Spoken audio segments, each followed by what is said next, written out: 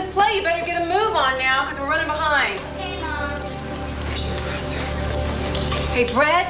Brett, where are you? Mom, Brett tried to hide my Indian moccasins, but I found them. Oh, you can scalp him later, honey. You got your costume? Think so. Moccasins, feathers. Good, good. And I packed your dress. So go on, get in the wagon, Pocahontas. We're running late. Hey, Brett! Brett, we're leaving! Hey, you guys! Wait a minute! Come on. Mom said I can scalp you later, creep. Sure. I was just kidding, Jenny. Okay, kids, buckle up. We're hitting the trail. Are we gonna be late, Mom? I hope not.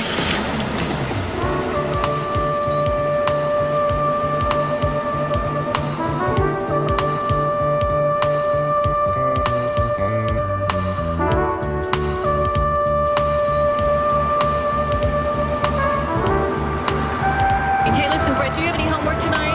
Yeah, I have study for social studies, test, and spelling test. And did you bring it with you?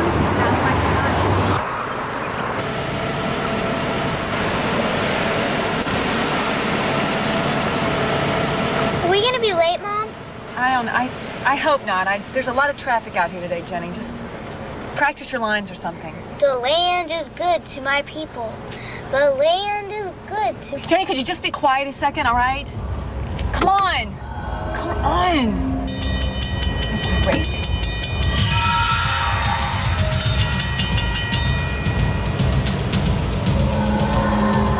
Mom? I think there's a train coming. Thank you, Brett. Mom! Move! Get us out of here! Mom, please, I'm scared! Come on! Oh my God, there's kids in that car! Get out of there! Hurry up! Come on!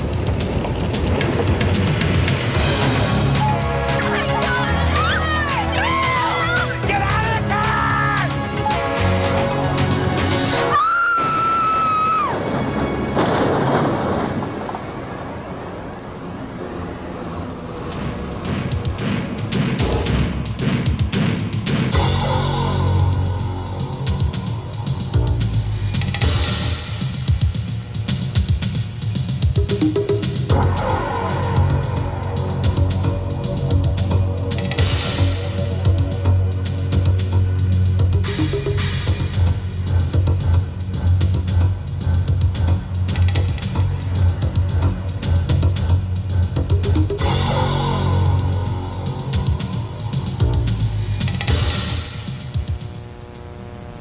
Anytime there's an accident where people die, it's a tragedy.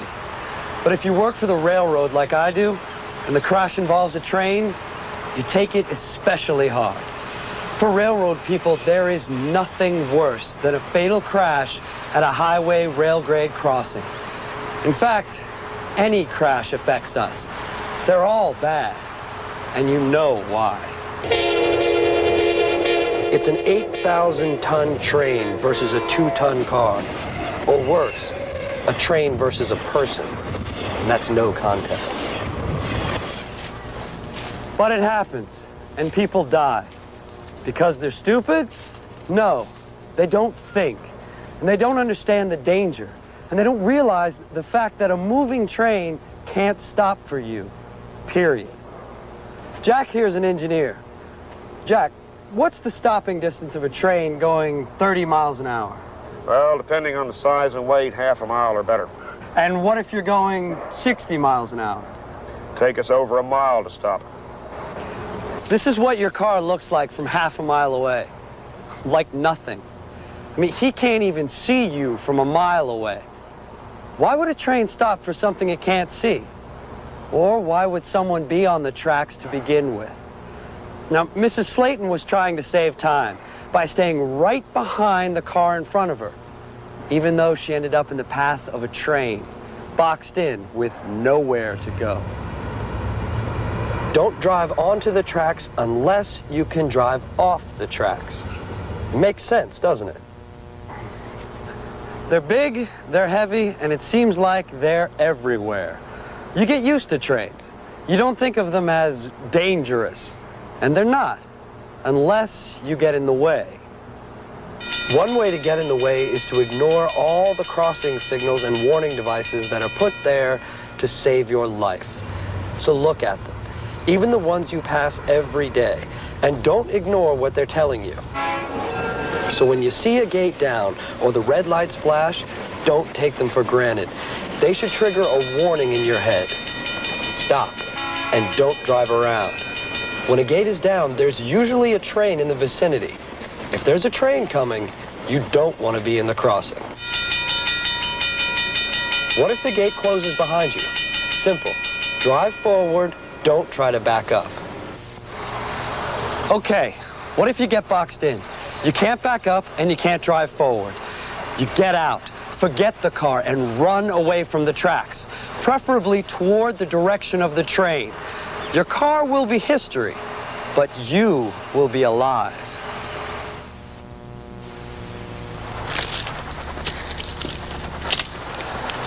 A lot of the bad crashes we hear about on the railroad are trains hitting people. It's not pretty.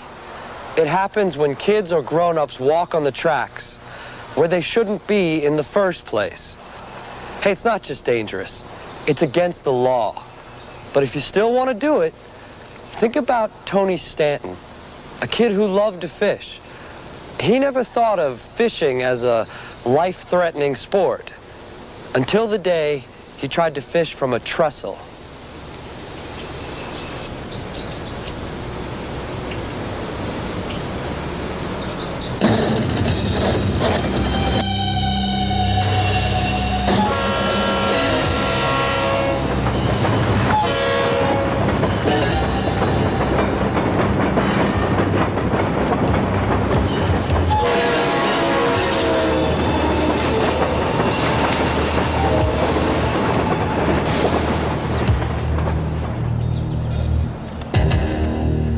See any warning lights out here?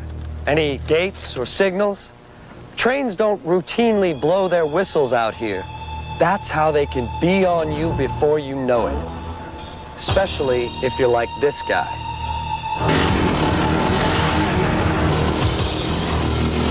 Frank is one of those rugged individualists who thinks that the rails are for his use as much as the trains. About all he could hear on this day was the sound of his two-cycle engine.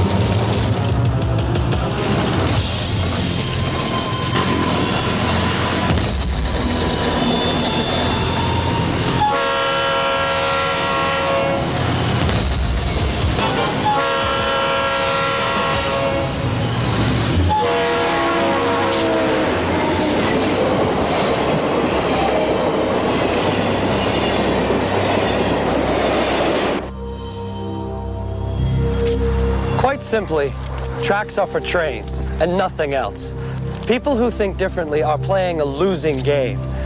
By the way, this is another case where you should leave the vehicle if it gets stuck on the tracks.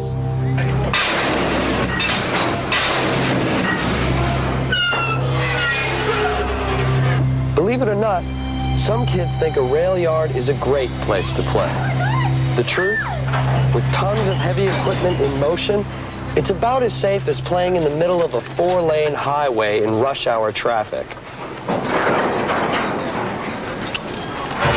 But the big cars are often quiet, which makes them even more dangerous.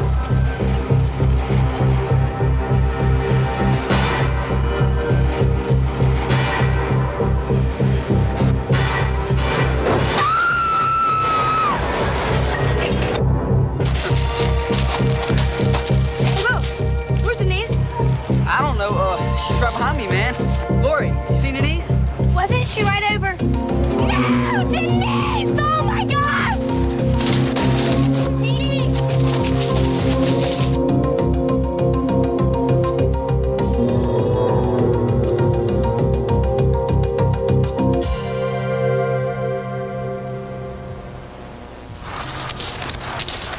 Too many times it's happened just like this. In a rail yard, there's nothing to protect you from being instantly crushed or run over by tons of rolling steel. Believe me, this is no place to play. We can put up warnings at crossings, but we can't build a fence around every mile of track and every switch yard. That's why you have to use your head and steer clear of tracks and trains. Of course, kids aren't the only ones who forget the dangers. Steve, Janet, and Paco, they were old enough to drive, old enough to know better, but they didn't act that way. Hey, Paco, another brew. Yes. So we kick butt or what? Go Warriors! Yeah! Our old college did us proud, boys. Boys, hey, you're riding with men here. Yeah, you gotta be growing up to be this ugly. Hey, at least my date showed up, Paco. Yeah, really? Hey, no problem, guys. I'll just get one at the party, that's all. Oh, look out, girls. Here comes the charm meister. So what's this, your grandma's car? Hey. Come on.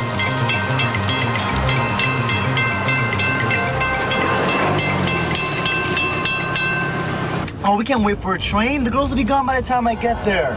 Go round it, man. I'm sorry, man. Here comes the choo-choo. You gotta get me there. I need a bathroom. Yeah, so get ready to punch me as soon as this baby goes by.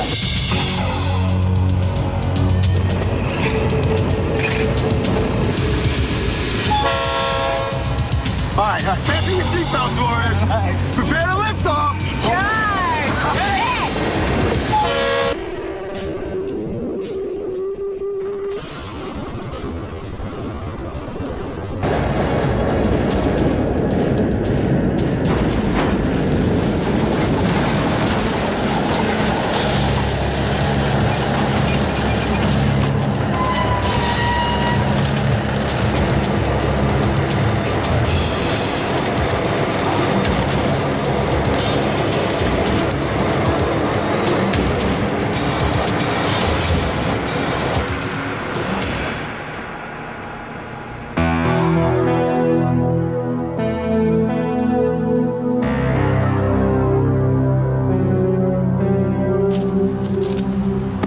What a tragic waste, only to save a few seconds. And the worst part is, it didn't need to happen.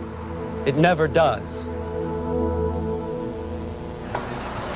Their first mistake was the beer, of course, and that's asking for trouble. Then Steve purposefully drove around a crossing gate that was down, but he ignored it. Finally, he didn't see the second train coming because it was blocked by the first. He forgot about the second track. Where there are multiple tracks, there's always the possibility that one train is hiding another one. So wait until the gate is up and you have a clear path before you go. Don't dart across as soon as one train passes. If there's a second train coming on the other track, your first look at it may be your last. At night, it can be hard to see even the first train. Only the locomotive has lights. The freight cars and the rest of the train may be difficult to see in the dark. Your only clue may be a crossing gate and flashing lights. So when you drive at night, be sure you can stop in the distance covered by your headlights.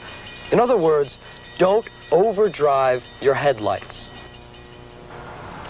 Trains do a lot of good for our country. They're a great way to move a large amount of products at a low cost. We need the trains, but we also need you, every one of you. That's the reason for Operation Lifesaver. So try to remember the few points that we've made about being safe when it comes to trains and highway rail grade crossings. Stay off the tracks and pay attention to those signals. Appreciate America's trains, but do it from a safe distance.